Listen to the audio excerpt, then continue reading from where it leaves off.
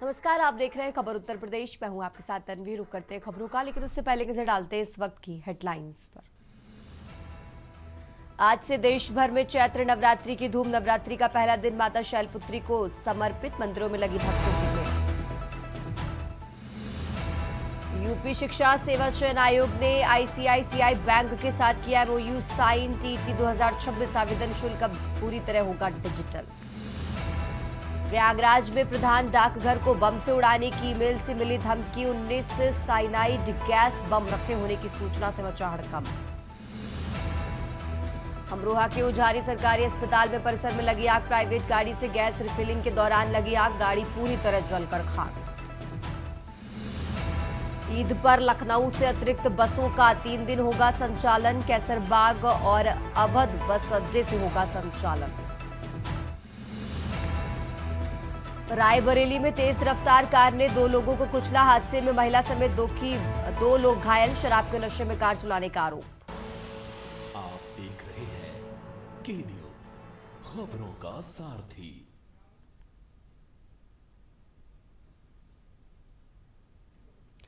और अब रुक करते हैं खबरों का। बात कर रहे हैं चैत्र नवरात्रि की। आज से देश भर में चैत्र नवरात्रि की धूम है। बात करें पहले दिन की, तो पहले दिन माता शैलपुत्री की पूजा अर्चना होती है और इसी को लेकर मंदिरों में भक्तों की भीड़ दिखाई दे रही है।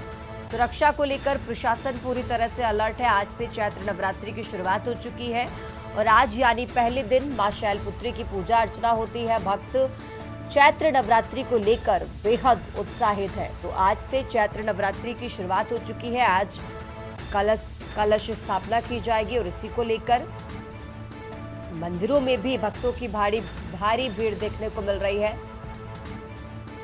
नवरात्रि के दिनों में पूजन और व्रत करने से माता दुर्गा प्रसन्न होती है। 9 दिन माता के अलग अलग स्वरूपों की पूजा अर्चना की जाती है और आज से चैत्र नवरात्रि की शुरुआत हो चुकी है।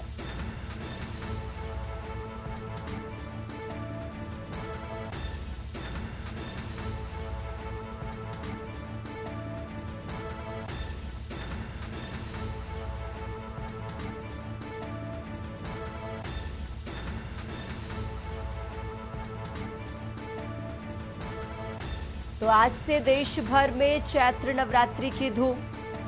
आज यानी पहले दिन मां शैलपुत्री की पूजा अर्चना की जाती है। पहले दिन मां शैलपुत्री की पूजा अर्चना होती है और इसी को लेकर मंदिरों में भक्तों की भीड़ दिखाई दे रही है। चैत्र नवरात्रि को लेकर भक्त बेहद उत्साहित है। बात करें सुरक्षा व्यवस्था की, तो प्रशासन भी मंदिरों में पूरी तरह से अलर्ट है।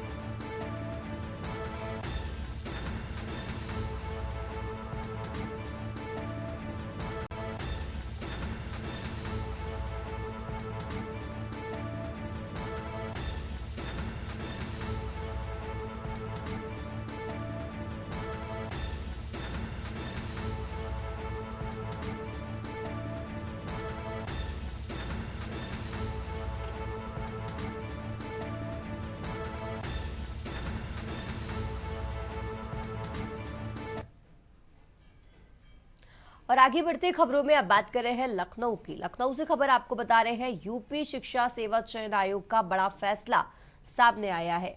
आईसीआईसीआई बैंक के साथ एमओयू साइन हुआ है। तो टीटी 2026 आवेदन शुल्क अब होगा पूरी तरीके से डिजिटल। ये बड़ी खबर आपको लखनऊ से बता रहे हैं।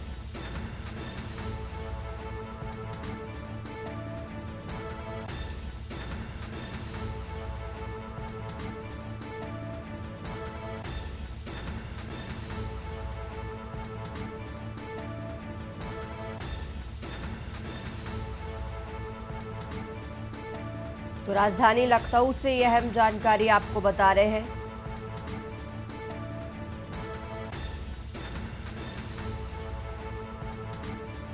यूपी शिक्षा सेवा चयन आयोग का बड़ा फैसला सामने आया है। आईसीआईसीआई बैंक के साथ एमओयू साइन हुआ है। तो टीटी 2026 आवेदन शुल्क पूरी तरीके से डिजिटल माध्यम से जमा होगा। इजी पे क्लासिक से आसान और सुरक्षित भुगतान भी यहां पर किया जाएगा। तो टीटी 2026 आवेदन शुल्क पूरी तरीके से डिजिटल माध्यम से होगा। इजी पे क्लासिक से आसान और सुरक्षित भुगतान की सुविधा होगी। अभ्यर्थियों के लिए हेल्पलाइन की सुविधा, पारदर्शी और तेज भुगतान प्रणाली की ओर ये बड़ा कदम माना जा रहा है। तो लखनऊ से खबर आपको बता रहे हैं, यूपी शिक्षा सेवा चयन आयोग का बड़ा फैसला सामने आया है।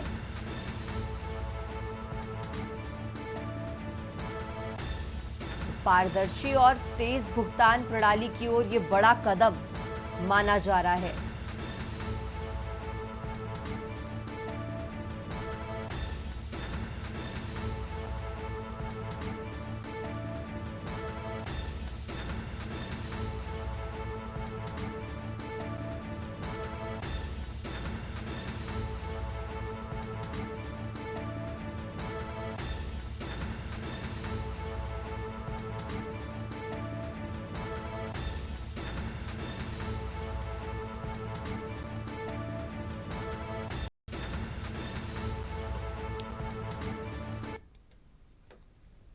और उत्तर प्रदेश खबरों में आगे बढ़ते अब बात कर रहे हैं अमरोहा की। अमरोहा से खबर आपको बता रहे हैं, उझारी सरकारी अस्पताल परिसर में हादसा हुआ है। प्राइवेट गाड़ी में गैस रिफिलिंग के दौरान आग लगी है। अचानक आग भड़कने से हड़कंप मचा। अस्पताल में मौजूद लोग घबराकर भागे। दमकल टीम ने आग पर काबू पाया है। गाड़ी पूरी तरीके से जलकर खाक हुई है। फिलहाल इस मामले को लेकर जांच शुरू कर दी गई है। तो अमरोहा से खबर आपको बता रहे हैं, अचानक आग भड़कने से हड़कंप मचा। फिलहाल इस मामले को लेकर जांच शुरू कर दी गई है।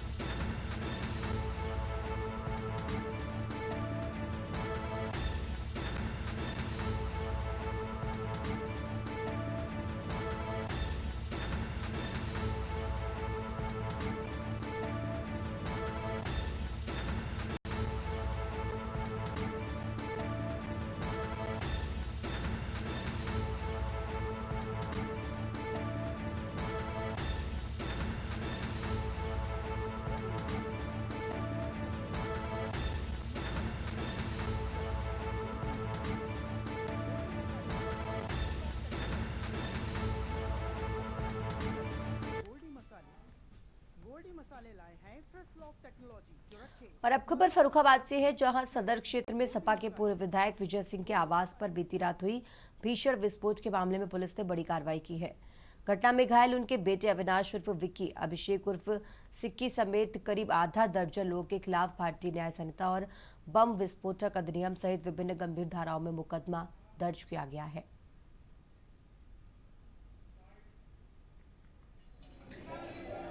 थाना क्षेत्र फर्रुखाबाद कोतवाली में सपा के पूर्व विधायक विजय सिंह के मकान में हुए विस्फोट के संबंध में अवगत कराना है कि अब तक घटनास्थल पे बीडीडीएस, फॉरेंसिक और एटीएस की टीमें पहुंच गई हैं। सबने सैंपल्स कलेक्ट कर लिए हैं और इसके एग्जामिनेशन के लिए इनको भेजा जा चुका है। पूरे घर को सिक्योर कर लिया गया है। सीसीटीवी को, डीवीआर को अवलोकन किया जा रहा है। प्रथम दृष्टया जो विस्फोट है वो घर के अंदर से ही होना प्रतीत हुआ है। जो हमारे पास सीसीटीवी कैमरा उपलब्ध है उसमें ये अवलोकन किया गया है। घर में जो सिलेंडर थे वो इंटैक्ट है, उसमें किसी भी प्रकार का कोई तोड़फोड़, कोई भी छेड़छाड़ नहीं हुआ है। और अब खबर प्रतापगढ़ से है, जहां प्रतापगढ़ जिले की सदर तहसील में भ्रष्टाचार और लापरवाही का बड़ा मामला सामने आया है। तहसील से संबंधित महत्वपूर्ण फाइलें पास स्थित एक प्रिंटिंग प्रेस में गट्टर के रूप में मिलने के बाद प्रशासनिक महकमे में खलबली मच गई। जानकारी मिलते ही अधिवक्ताओं में आक्रोश फैल गया और उन्होंने मौके पर पहुंचकर जोरदार विरोध प्रदर्शन किया।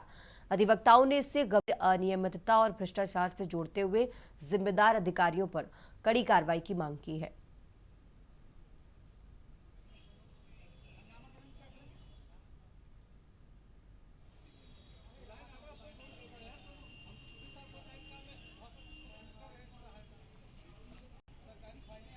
और रुक करते अगली खबर का। बीसलपुर दियोरिया कला मार्ग पर अनियंत्रित कार ने ई रिक्शा में जोरदार टक्कर मारी।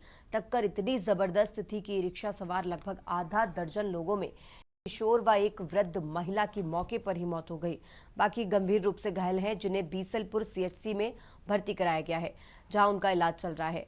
बलसंडा थाना क्षेत्र के बबूरा निवासी ग्रामीण ई रिक्शा से दियोरिया कला कोतवाली क्षेत्र में पड़ने वाले देवी स्थान इलावास देवल मेला देखने जा रहे थे और उसी दौरान यह हादसा हुआ।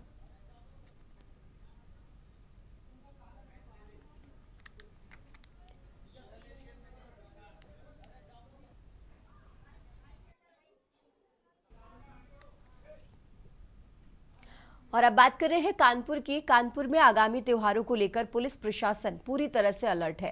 रामनवमी, नवरात्रि और ईद को देखते हुए सुरक्षा व्यवस्था मजबूत करने की तैयारी शुरू कर दी गई है और इसी क्रम में शहर के संभ्रांत लोगों और विभिन्न धर्मों के प्रतिनिधियों के साथ बैठक आयोजित की गई। बैठक के दौरान पुलिस अधिकारियों ने सभी से शांति और सौहार्द बनाए रखने की अपील की है और इस बैठक में आवश्यक दिशा निर्देश भी जारी किए गए हैं। आज यहाँ पर रामनवमी और नवरात्रों को देखते हुए जो यहाँ पर विभिन्न कमेटियों के पदाधिकारी हैं, साथ में संभ्रांत लोग हैं, पुलिस अधिकारी हैं, अलग अलग विभाग से आए अधिकारियों की मीटिंग हुई, जिससे कि समन्वय बनाया जा सके अधिकारियों और पदाधिकारियों के बीच में और उनसे संवाद स्थापित करके जो भी उनके सुझाव और समस्याएं हैं उनको नोट किया गया है। काफ़ी चीज़ों पर कार्रवाई हुई है, कुछ बिंदु और बताए गए जिस पर की कार्रवाई की जा रही है। साथ ही में किसके क्या कार्यक्रम है और किस प्रकार से वो पुलिस से अपेक्षा करते हैं त्यौहार के जो संबंध में सहयोग की, तो सभी बिंदुओं पर चर्चा हुई है और हमने भी अपने पक्ष की बातें बताई हैं, जो आवश्यक दिशा निर्देश हैं जिससे कि सकुशलता से सुरक्षात्मक रूप से त्यौहार संपन्न हो जाए।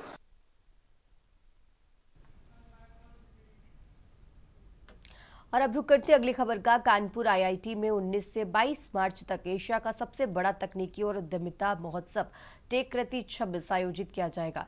इस बार फेस्ट की थीम खास रखी गई है, जिसमें आर्टिफिशियल इंटेलिजेंस से लेकर भविष्य की उन्नत तकनीकों तक की झलक देखने को मिलेगी। टेककृति 26 में एआई समिट और मेडटेक समिट मुख्य आकर्षण होंगे, जहां देश विदेश के बड़े विशेषज्ञ शामिल होकर एआई, हेल्थ केयर और नई तकनीकों के भविष्य पर चर्चा करेंगे। इसके साथ ही रोबोवार्स, आईएआरसी मैनोवर और टेककृति ग्रैंड फ्रिक्स जैसे कई हाईटेक प्रतियोगिताएं भी आयोजित की गई है।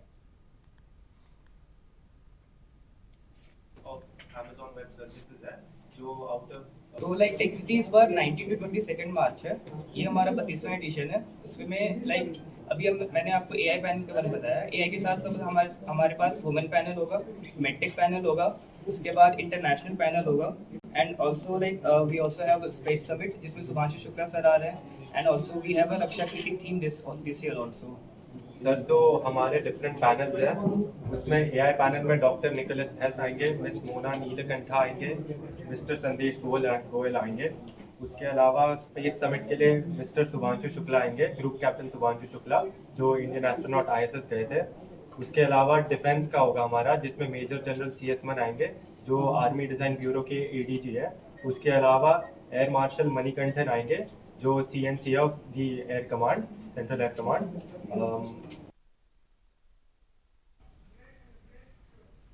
खबरों का सिलसिला लगातार जारी है। फिलहाल यहाँ रुकेंगे एक छोटे से ब्रेक के लिए।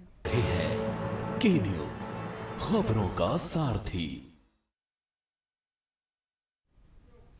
ब्रेक से वापस आ चुके रुक करते खबरों का। खबर एटा से है, जहां सकरौली थाना क्षेत्र में हुए सड़क हादसे ने 3 जिंदगियां छीन ली।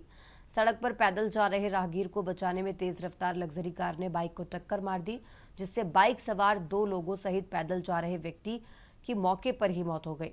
हादसे की खबर पाकर पहुंची पुलिस ने शवों को पोस्टमार्टम में लेकर पूरे मामले की जांच पड़ताल शुरू कर दी है।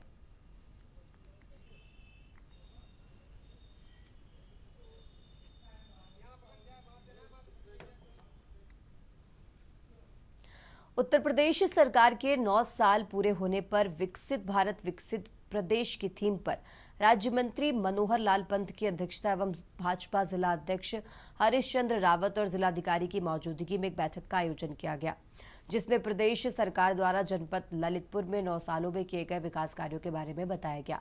वहीं लाइव कार्यक्रम में जनपद ललितपुर के प्रभारी मंत्री दानिश आजाद अंसारी भी कार्यक्रम में लाइव जुड़े रहे। उन्होंने कहा कि उत्तर प्रदेश के अभूतपूर्व विकास एवं सतत समृद्धि के नवनिर्माण के 9 साल पूरे हो चुके हैं और इसी के चलते यह बैठक आयोजित की गई है।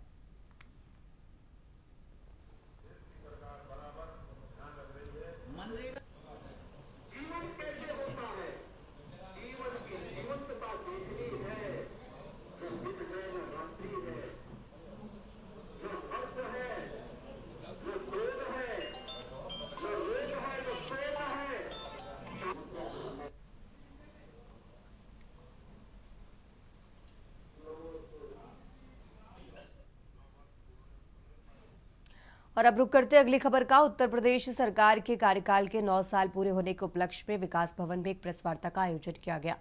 इस दौरान सरकार की विभिन्न योजनाओं और उपलब्धियों को विस्तार से बताया गया। प्रेस वार्ता में नगर निगम की महापौर कामिनी राठौड़ ने कहा कि मुख्यमंत्री के सफल कार्यकाल के 9 साल पूरे होने पर इसे एक उत्सव के रूप में मनाया जा रहा है। उन्होंने कहा कि उत्तर प्रदेश आज उत्तम प्रदेश की दिशा में तेजी से आगे बढ़ रहा है।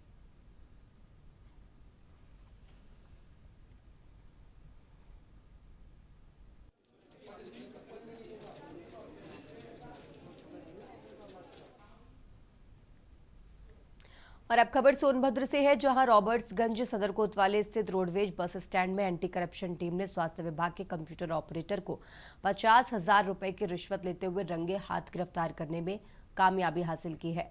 बताया गया कि आरोपी ने अल्ट्रासाउंड कराने का सेंटर का रजिस्ट्रेशन कराने के नाम पर पीड़ित से ये रकम मांगी थी।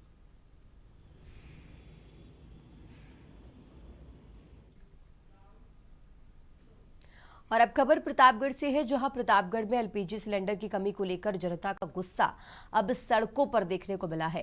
सैकड़ों महिलाओं ने जोरदार प्रदर्शन कर प्रशासन के खिलाफ नाराजगी जाहिर की और तत्काल कार्रवाई की मांग उठाई है।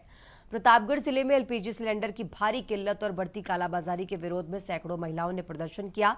समाजवादी पार्टी महिला सभा की जिला अध्यक्ष शांति सिंह के नेतृत्व में महिलाओं ने सड़कों पर उतरकर प्रदर्शन के खिलाफ नारेबाजी की और ज्ञापन सौंपा।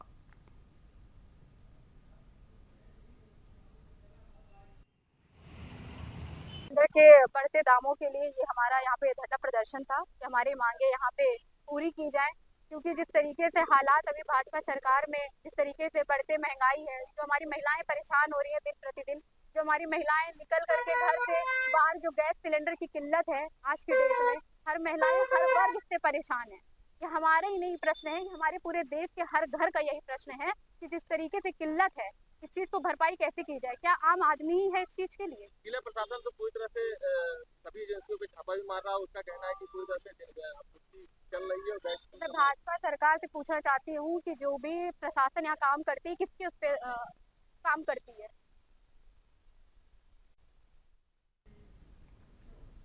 और अब खबर इटावा से है, जहां भाजपा सदर विधायक सरिता भदौरिया ने बताया कि जनपद में सेवायोजन विभाग के द्वारा 40 रोजगार मेले आयोजित हो चुके हैं। सरकार की मंशा के अनुरूप बेरोजगार लोगों को रोजगार देने की विभिन्न क्षेत्रों में व्यवस्था की गई है।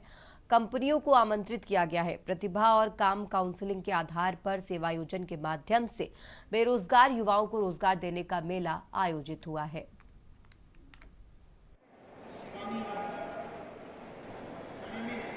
देखिए, हमारे इटावा जनपद में लगभग 40 रोजगार मेले आज तक संपन्न हो चुके हैं सेवायोजन विभाग के द्वारा, और सरकार की मंशा के अनुरूप जो बेरोजगार लोग हैं जिनको अन्य क्षेत्रों में रोजगार देने के लिए सरकार ने व्यवस्था की है, तो उनमें कंपनियों को आमंत्रित करके और जिस लायक जो भी नौजवान है उसको रजिस्ट्रेशन के माध्यम से रजिस्ट्रेशन कराकर रोजगार देने की व्यवस्था हमारी सरकार ने सेवा योजन विभाग के द्वारा की है।